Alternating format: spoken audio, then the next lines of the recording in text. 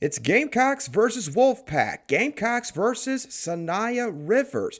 Can South Carolina overcome all of that to win the program's third ever national title? We'll talk about all that and more on today's Locked On Gamecocks. You are Locked On Gamecocks, your daily podcast on the South Carolina Gamecocks, part of the Locked On Podcast Network, your team every day.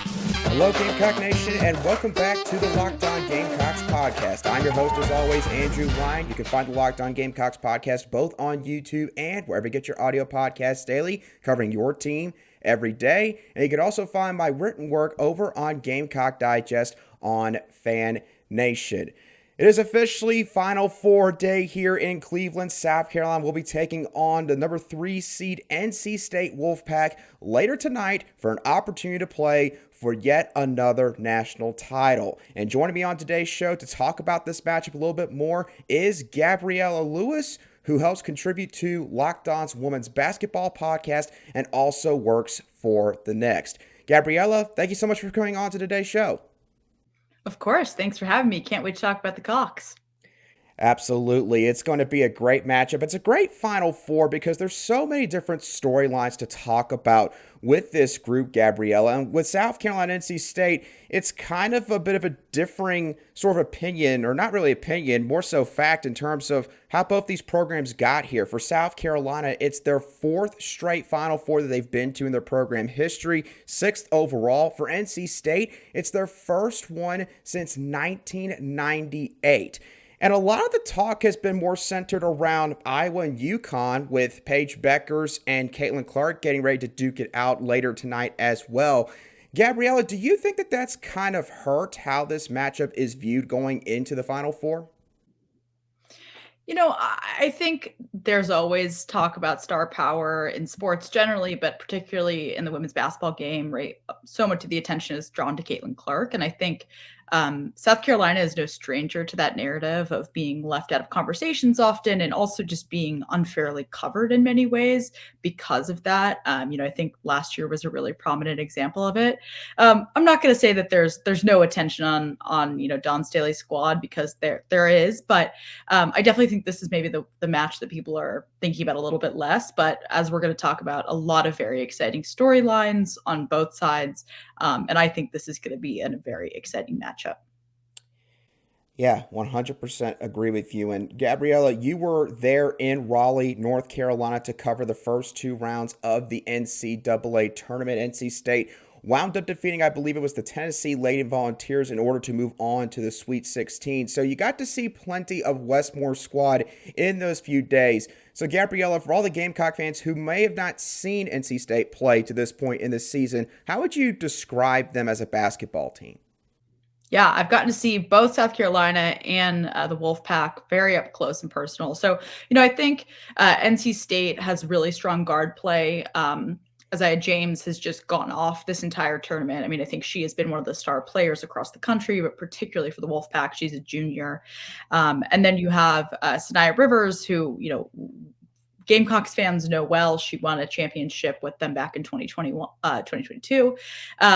And then you've got plenty of other folks. River Baldwin feeds in the post. And then you've got folks like Mimi Collins, Madison Hayes. And, if nothing impressive about NC State is that they have 5 players who are averaging double figures, which, is serious. So I think the guard play is what people focus on at NC State, but what is going to be really important to, if they want to find success, is to feed River Baldwin in the post. And that was something after that first round that I asked Coach West more about, is Rivers getting enough touches? And he talked about how often she needs more. So I think it really depends who will kind of go off. And if Isaiah James is playing like she has been the past few games, she'll be tough to stop. Yeah, and South Carolina, I have to admit, they've struggled a little bit in terms of defending the three-point shooting. Last couple rounds, Indiana and Oregon State, they both arguably stayed in each of those ball games because of the three-point shots that they were putting through the hoop. So Isaiah James is absolutely a player that South Carolina is going to have to try and stymie in order to move on to the national championship game. You bring up River Baldwin, Gabriella, so that leads perfectly into my next question for you.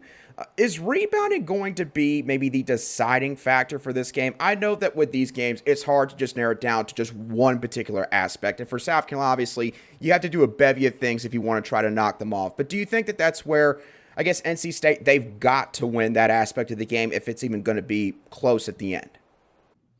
Realistically, I don't think they're going to win that. I think they have to, Westmore quoted the great Pat Summitt talking about, offense wins you the regular season, defense gets you into the tournament, rebounding is what wins you a national championship. And so I think it's, of course, such a vitally important part of the game, but South Carolina is averaging, over 49 rebounds a game. NC State about 42, 43. So they're not going to out rebound 6'7" Camila Cardoso and Ashlyn Watkins, but they can definitely give it their best shot. And like I said, bigs like River Baldwin are going to be kind of how they get through that. But I think that's where South Carolina shines, and why they're perhaps even better this year is because they've always had the rebounding, but now, they've got the guard play and the 3-point shooting as well. So yeah, it all matters on the glass, but I don't think they can hang their entire hat on it, the Wolfpack, because it's just really tough to go up against that.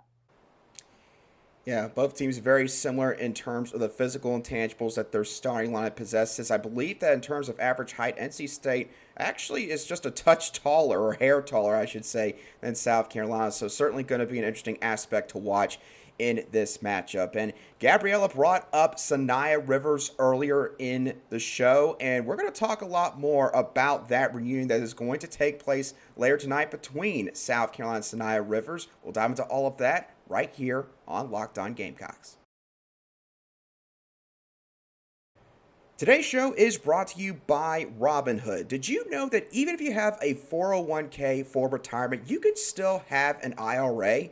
Robinhood has the only IRA that gives you a 3% boost on every dollar you contribute when you subscribe to Robinhood Gold. But get this, now through April 30th, Robinhood is even boosting every single dollar you transfer in from other retirement accounts with a 3% match. That's right, no cap on the 3% match. Robinhood Gold gets you the most for your retirement thanks to their IRA with a 3% match. This offer is good through April 30th. Get started at Robinhood.com/boost. Subscription fees apply. And now for some legal info. Claim as of Q1 2024 validated by Radius Global Market Research.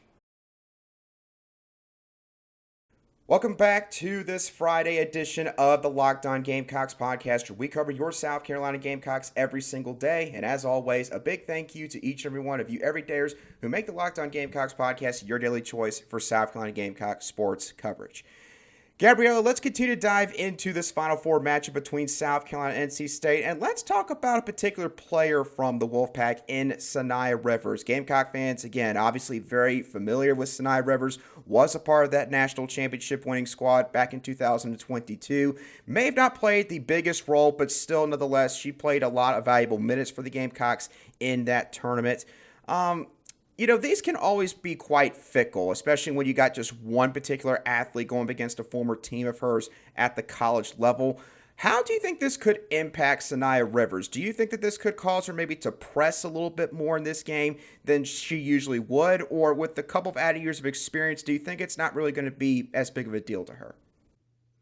I think with competitors like that, there's always going to be an added element going up against your former team. So I'm sure she's going to play a little bit harder, but also she just knows the Final Four environment, which a lot of NC State doesn't.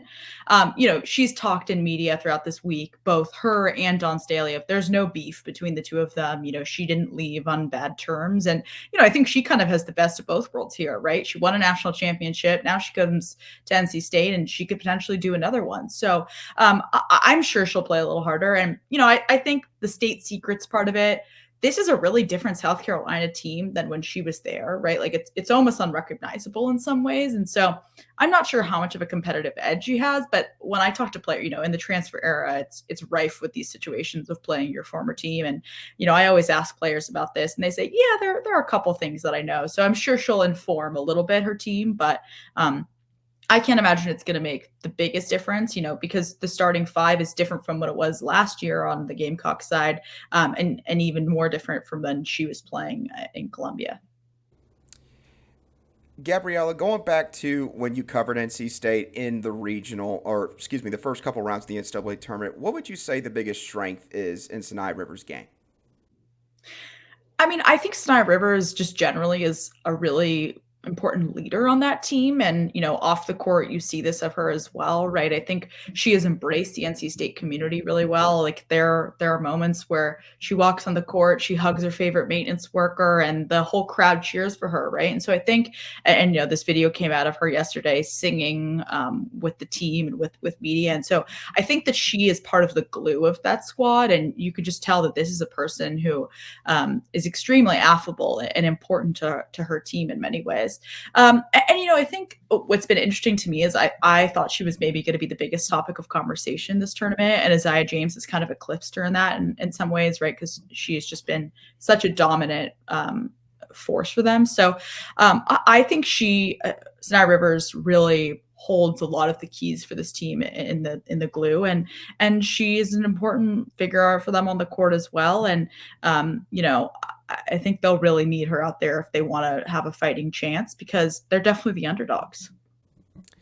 Yeah, definitely right about the underdog role. And, hey, NC State, the best aspect of their entire starting lineup, it might end up being their backcourt. So going up against Braven Johnson, Bree Hall along the wing, and then, of course, Tina Pow and many others, that could be sort of the matchup to watch in this game. So we'll give you all our final thoughts on this Final Four matchup. Will South Carolina win and move on? And also, what does Gabriella think about the potential impact for South Carolina if they manage to win it all? We'll dive into all of that in a few moments right here on Locked On Gamecocks. Today's show is brought to you by Game Time. Game Time is now an authorized ticket marketplace of Major League Baseball, which makes getting tickets even faster and easier. Prices on the Game Time app actually go down the closer it gets to the first pitch. You can save up to 60% off buying last-minute tickets for games at the ballpark. The Atlanta Braves begin home play this season later tonight against the Arizona Diamondbacks. That game will be taking place at 7:20 p.m. Eastern Time. Tickets were as cheap as $50 earlier this week, so you still got a little bit of time to see if those ticket prices have changed at all leading into the first home game of the season for the Braves. Take the guesswork out of buying tickets with Game Time. Download the Game Time app, create an account, and use code LOCKEDONCollege for $20 off your first purchase. Terms to apply. Again, create an account and redeem code LOCKEDONCOLLEGE for $20 off. Download the Game Time app today. Last minute tickets, lowest price guaranteed. Welcome back to today's edition of the Locked On Gamecocks Podcast, where we cover your team every single day in just 30 minutes. All right, Gabriella, we've dived into all the big picture aspects of this matchup. We've dived into the reunion aspect of this game, as South Carolina will take on Saniya Rivers, of course. Now it's time to give our final thoughts. What do you think is going to happen in this matchup? I think this is definitely the Gamecocks to lose.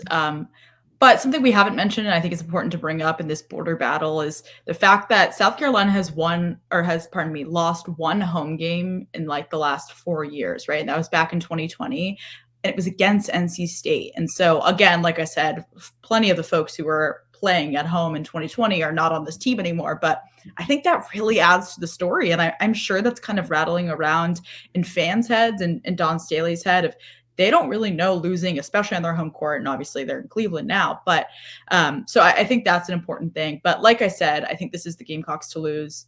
But also they've been winning by smaller margins than they have last year. And Don Staley said at the SEC tournament, after almost losing to Tennessee and then having a close battle with LSU, it's really tough to keep winning games when it comes down to just a few points. When you blow teams out, it's easy to win. But so it's March, or I guess it's actually April, but it's a March Madness, so anything can happen. But I think definitely, South Carolina has the upper hand.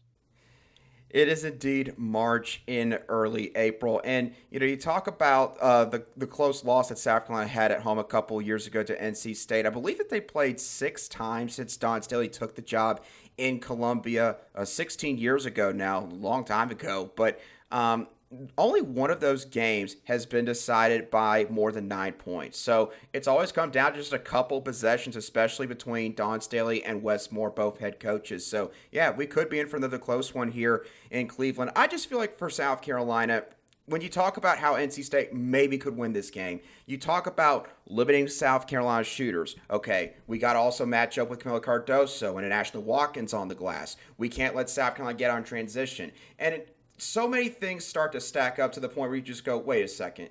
They have to almost have maybe a perfect game, like a UConn-esque game that NC State did have early in the year, but it was all the way back in November if they want to pull off this upset. So I'm with you. I think South Carolina's going to end up winning this matchup, and I do think that they will play for a national title on Sunday afternoon. And that leads me to my final question for you, Gabriella.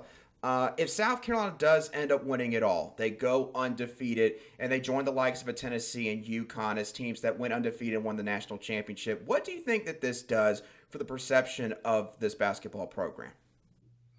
I mean, I think Dawn Staley is going to go down in the history books regardless, but this only adds to the echelon of Pat Summitt and Gino Auriemma, two of the best to ever do this, right? So I think she is the best coach in women's basketball right now. I think, particularly this season and the past couple seasons, but this really only adds to that if they can do it. And, even if they don't do it, it's been an extremely impressive season to start, 5 new players or, have 5 new starters and come to where they are. They weren't even ranked number 1 preseason. I think they blew everyone, even in the SEC, we thought that LSU was going to outperform them. And so I think this will really add to the legacy. And I was talking with another reporter a couple weeks ago about how sometimes it's the team after the one that was supposed to do it that actually can do it. I think to me, it was even more, I would have bet more money. Let's just say that last year's team would have won than this year, especially preseason, but, even going into March.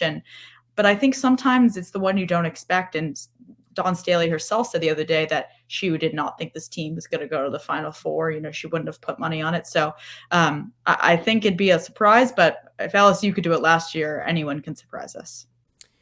Yeah, for sure. And if South Carolina's going to the national championship game, if they end up rematching with Caitlin Clark and the Iowa Hawkeyes, the TV producers will be gobbling that matchup up if it does end up taking place on Saturday afternoon. She is Gabriella Lewis of Locked On Women's Basketball and the Next. Gabriella, thank you so much for coming on to today's show once again. Where can all of the viewers and listeners of today's show find all of your work? Well, thank you so much for having me. You can find me on Twitter or X at _ Gabriella Lewis. And like you said, at thenexthoops.com, where I'm putting out daily stories. So thanks for having me, and we'll see what will happen today. Absolutely. And for all you Gamecock fans and you viewers and listeners, thanks once again for tuning in. Have a great rest of your Friday and enjoy the game tonight. And I'll be sure to catch y'all on the next show of the Locked On Gamecocks Podcast.